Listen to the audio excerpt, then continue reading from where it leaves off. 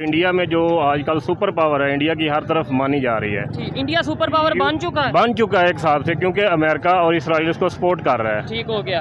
तो जाहिर है फिर उसने भी अपने वो लालच के लिए जो वो कह रहा है कि तुर्की को भी यूरो में शामिल किया जाए, ठीक हो गया, उसने अपने इस बिहाफ पे ये बयान दे दिया होगा। पाकिस्तान जो है वो अपने वो खाने पीने में लगे हुए हैं, हुक्मरान हमारे अपनी जायदादें बाहर लेके जा रहे हैं, वहाँ जाके जायदादें बना रहे हैं। क्या दूसरे इंडिया में किसी जर्नैल की जायदाद बाहर है? क्या किसी सियासतदान की जायदाद किसी दूसरे मुल्क में है? क्या वहाँ के सियासतदान जाके जब इक़्तिदार नहीं होता तो वो क्या लंदन या अमेरिका में जाके क़याम करते? यानी तैयब उर्दगान अगर इंडिया को सपोर्ट कर रहे हैं तो उन्होंने मतलब ये अल्लाह के दीन को छोड़ दिया है? छोड़ नहीं दिया, लेकिन वो गलत कर रहे हैं ना। अच्छा, हेलो भाई, नमस्कार दोस्तों, स्वागत है वीके रिएक्ट में। दोस्तों, हाल ही में थोड़े दिन पहले G20 की मीटिंग में तुर्की के राष्ट्रपति भारत आए हुए थे। इस दौरान उन्होंने एक स्टेटमेंट दी थी कि अगर भारत UN सिक्योरिटी काउंसिल का मेंबर बनता है तो हमारे लिए फख्र की बात हो। तो इसी टॉपिक्स को लेकर पाकिस्तानी जनता के बीच में गए शोएब चौधरी। तो चलिए जानते हैं इस पर पाकिस्तानी जनता की क्या राय है और फिर हम इस टॉपिक पर डिस्कस करेंगे। इस टाइम अगर तुर्की की बात करें, जिसे हम अपना बहुत ही अच्छा दोस्त भी समझते हैं और तैयब उर्दगान को अपना हीरो समझते हैं यहाँ के पाकिस्तान के लोग, उन्होंने अभी स्टेटमेंट दिया इंडिया में जाके कि भाई अगर इंडिया यूनाइटेड नेशंस के सिक्योरिटी काउंसिल का परमानेंट मेंबर बनता है तो हमें फ़ख्र होगा, यानी तुर्की को फ़ख्र होगा। क्या समझते हैं, आपको क्या लगता है कि जिस तरीके से तुर्की ने स्टेटमेंट दी है, सऊदी अरब जो है वो इंडिया के साथ रिलेशन बेहतर कर रहा है, इजिप्ट रिलेशन बेहतर कर रहा है, ये सारे इस्लामिक कंट्रीज़ तो वहाँ पर जा रहे हैं और आने वाले टाइम पर परमानेंट मेंबर बन जाएगा इंडिया? देखिए जी भाई, बात ये है कि हमें तो सबको इत्तेहाद करना चाहिए और तमाम जो है मुसलमान कंट्री जितने भी हैं सबको आपस के अंदर जो है मिल बैठना चाहिए और जो भी यानी जिस भी मुसलमान ममालिक के साथ ज़्यादती होती है, बजाय खड़ा होने के हम जो है बातल को और कुफर को सपोर्ट कर रहे हैं, ये तो हमारे लिए बहुत ज़्यादा जो है नुकसान वाली बात है। और ये कुफर को सपोर्ट करने वाला इसमें मतलब जो एलिमेंट है वो मुझे समझ नहीं आया। देखें, अगर वो दूसरे जो उनसे 5 मेंबर हैं, परमानेंट मेंबर हैं यूनाइटेड नेशन के, अक़वाम मुत्तहिदा के, वो भी तो नॉन मुस्लिम है, तो वो अगर ये इंडिया वाले बन जाएंगे तो इसमें कुफर वाला कौन सा बात? लेकिन ये है कि ये इंडिया जो है ये ख़ास तौर पे हमारा दुश्मन है, ठीक है, और दूसरे भी हैं लेकिन वो थोड़ा कम दर्जे के हैं और इसके साथ तो बहुत ज़्यादा मुखालफत है हमारी। तो तुर्की की बात करें, वो तो कश्मीर के मामले में हमें बताया जाता है कि हमारे साथ खड़ा है, हमारे साथ खड़ा है, तो वो जो सा इंडिया को सपोर्ट कर रहे हैं। देखें, तुर्की का जो सदर है तैयब उर्दगान साहब, वो तो हमारे बल्कि इस तरह कह लें कि ईमान के अंदर भी देखा जाए तो कहते हैं कि वो जब उनकी बात होती है या कोई ऐसा मसला आता है तो ईमान को तकवीयत मिलती है, ताकत मिलती है। अगर उनसे ये तवक्को होगी तो फिर तो बहुत ज़्यादा जो है मामला ईमान की और ज़्यादा कमज़ोरी हो सकती है। ये तो उसको तो इस तरह बिल्कुल नहीं करना चाहिए। हम तैयब उर्दगान को अपना हीरो मानते हैं ना, बिल्कुल बच्चा मानता है, मतलब अपना रोल मॉडल। अगर वो लोग सपोर्ट कर रहे हैं इंडिया को तो फिर इसका मतलब है हमें भी तैयब उर्दगान को फॉलो करके इंडिया को सपोर्ट कर दें यूनाइटेड नेशन की। इस तरह नहीं हो सकता, क्योंकि हम तो सबसे पहले हम तो मुसलमान हैं, सबसे पहले हम मुसलमान हैं और कलमा ला इलाहा इल्लल्लाह मोहम्मद रसूलुल्लाह पढ़ने वाले हैं, और इस वजह से हम भाई भाई हैं। अगर इस कलमे की तमीज़ नहीं रहेगी तो फिर हम किसी को सपोर्ट कैसे कर सकते हैं? लेकिन हम इंसान भी तो हैं और हमें पूरी दुनिया में जो सा इंसानियत की भी बात करनी चाहिए। तुर्की के जो प्रेसिडेंट हैं तैयब उर्दगान इंडिया के विजिट पे थे G20 के हवाले से, वहाँ पे उन्होंने एक बहुत बड़ी स्टेटमेंट दी है। उन्होंने ये बोला कि अगर इंडिया जो है वो यूनाइटेड नेशंस की सिक्योरिटी काउंसिल का परमानेंट मेंबर बनता है तो उन्हें फ़ख्र होगा। क्या कहना चाहेंगे उनकी ये स्टेटमेंट के हवाले से? वो जो भी कर रहे हैं वो गलत कर रहे हैं, क्योंकि हम मुसलमान हैं, वो भी मुसलमान हैं, उनको हमारा साथ देना चाहिए। हम मुसलमान आपस में भाई भाई हैं, मिलकर चलना चाहिए, यही हमारा ईमान है और यही हमारा कुरान। नहीं, लेकिन उन्होंने इसमें हमारी तो कोई मुखालफत नहीं ना की। ये मुखालफत है ना, जो दुश्मन के पास जाएगा, गैर मज़हब के पास जाएगा, यहूदियों के पास जाएगा, हिंदुओं के पास जाएगा, क्या ये वो हमारी मुखालफत नहीं है? तो ऐसे तो फिर हम भी चाइना के पास जाते हैं तो फिर हम भी वो भी तो गैर मज़हब है। उनके जाने से हमारा नुकसान है, क्योंकि वो हमारा दुश्मन है। इंडिया हमारा दुश्मन है, मुसलमानों का दुश्मन है। इसलिए जो मुसलमान वहाँ कश्मीर में हैं, जो हिंदुस्तान में रहते हैं, उनको आपको नज़र नहीं आता कितनी तकलीफ हो रही है, कितनी अजीतें वो लोग दे रहे हैं। ठीक है, अच्छा, आपने बोला जो मुसलमान कश्मीर में, आपको पता है कश्मीर में जो डेवलपमेंट हो रही है, तरक्की के काम हो रहे हैं, और दूसरी तरफ अगर पाकिस्तान की बात करें, आपको नहीं लगता कि जिस तरीके से दूसरे कंट्रीज़ के साथ हमारे रिलेशन ख़राब हो रहे हैं, अब इस्लामिक कंट्रीज़ भी दूर जाते जा रहे हैं, हमारे में यूनिटी इत्तेफाक नहीं नज़र आ रहा? तो जब हमने कुरान छोड़ दिया है, हमने अल्लाह के नबी का फरमान छोड़ दिया, तो वो इसलिए दूर जा रहे हैं ना।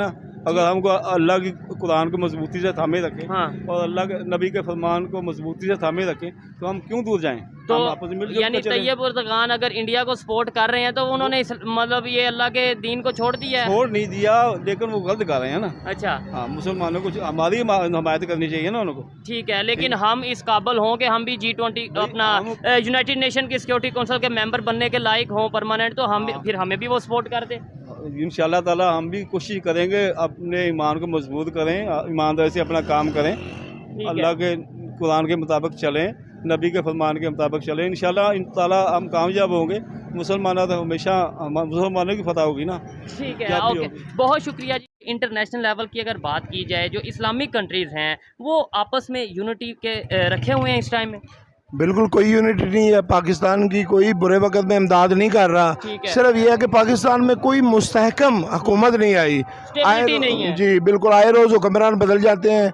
तो वो कहते हैं कि इस बात की गारंटी कौन देगा अगर हम पाकिस्तान को सपोर्ट करते हैं, ठीक है। कल को ये हमें वापस पैसे हमारा कर्जा देंगे तो वो हुक्मरान बदल गारंटी जाते कौन हैं, देगा? कोई गारंटी अच्छा, नहीं है। तुर्की की अगर बात करें, हम बड़े फखर से कहते हैं सऊदी और तुर्की, ये दो कंट्रीज के लिए कि भाई हमारे साथ खड़े हैं, हमारे साथ खड़े हैं। सऊदिया भी जो सा G20 में, इंडिया में जो G20 की मीटिंग हो रही वहाँ मौजूद था, वहाँ पे डील्स हो रही हैं। और तुर्की के जो प्रेसिडेंट, उन्होंने बड़ी स्टेटमेंट दी, उन्होंने बोला है कि इंडिया अगर जो सा वो यूनाइटेड नेशन की सिक्योरिटी काउंसिल का मेंबर बनता है तो हम सपोर्ट करेंगे, फखर है हमें कि अगर इंडिया बनेगा। क्या कहना चाहेंगे उनकी स्टेटमेंट? मैं ये समझता हूँ कि ये तुर्की, सऊदिया, ये पाकिस्तान को इतना पैसा दे दे के अब थक गए हैं हाँ, कि वो क्या करें कि ये तो इन्होंने तो कशकोल पकड़ा हुआ है। ठीक है। ये अपने पाँव पे खड़े ही नहीं होते। उन्होंने उनको तजावीज़ दी है, सपोर्ट किया है, ठीक है। माली तौर पे सपोर्ट किया है, हर तरह से कि बिल्कुल, पाकिस्तान को हमारे सपोर्ट साथ खड़े करते हुए हैं हैं, मुश्किल वक्त में। हमेशा खड़े हुए हैं। ठीक है। लेकिन पाकिस्तान जो है वो अपने वो खाने पीने में लगे हुए हैं। हुक्मरान हमारे अपनी जायदादें बाहर लेके जा रहे हैं, वहाँ जाके जायदादें बना रहे हैं।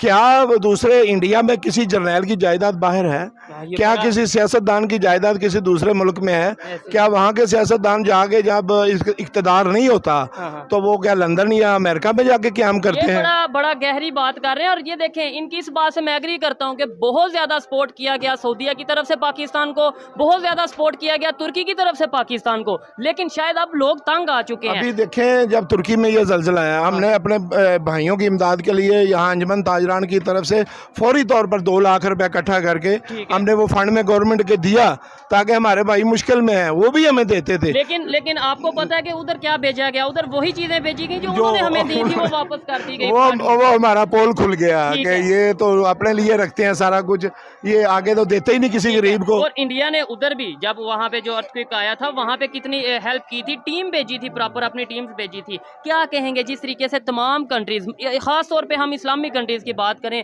इंडिया के साथ रिलेशन बेहतर कर रहे हैं, हम लोग थोड़ा हट के नहीं रह जाएंगे, कट के नहीं रह जाएंगे? ये असल में ये है कि इंडियन जो चीज़ें हैं, इंडियन जो माल है, प्रोडक्ट वो पाकिस्तान से, अगर पाकिस्तान में एक चीज़ 10 रुपए की मिलती है, इंडियन वही चीज़ 6 रुपए की प्रोवाइड कर रहा है। वहाँ बिजली सस्ती है, वहाँ पे टैक्सेस कम है, वहाँ पे ताजर को और कारखानादार को सहूलतें मैसर हैं, सहूलतें और वो सहूलतों का फ़ायदा उठाते हुए अपनी एक्सपोर्ट को, अपनी इंपोर्ट को बढ़ा रहे हैं, ठीक है। और दुनिया उन पर एतमाद कर रही है। देखें इंडिया हमसे कितना बड़ा है, बिल्कुल बहुत बड़ा है, उसकी आबादी देखें 7 गुना तकरीबन। 7 गुना बड़ा है। अब वो थोड़ी सी चीज़ भी इंडिया में भेजे तो हमारे 700 गुना वो ज़्यादा वो वहाँ भेज सकते हैं। मार्केट इतनी बड़ी है। मार्केट बहुत तो बड़ी है। पाकिस्तान तो पहले ही तनजली का शिकार है। यहाँ पे बिजली इतनी महंगी है, एक चीज़ हम 10 रुपए की बनाते हैं, चाइना वो 3 रुपए की दे रहा है। देखिए दोस्तों, पाकिस्तान का सबसे बड़ा प्रॉब्लम ये है कि जब तक कोई देश पाकिस्तान को भीख देता रहेगा तब तक ये लोग उनकी चाटुकारी अच्छे से करते रहते हैं। जब वो इनको भीख देना बंद कर देता तो यही लोग उनको काफिर बोलने लग जाते, चाहे वो मुस्लिम कंट्री भी क्यों ना हो।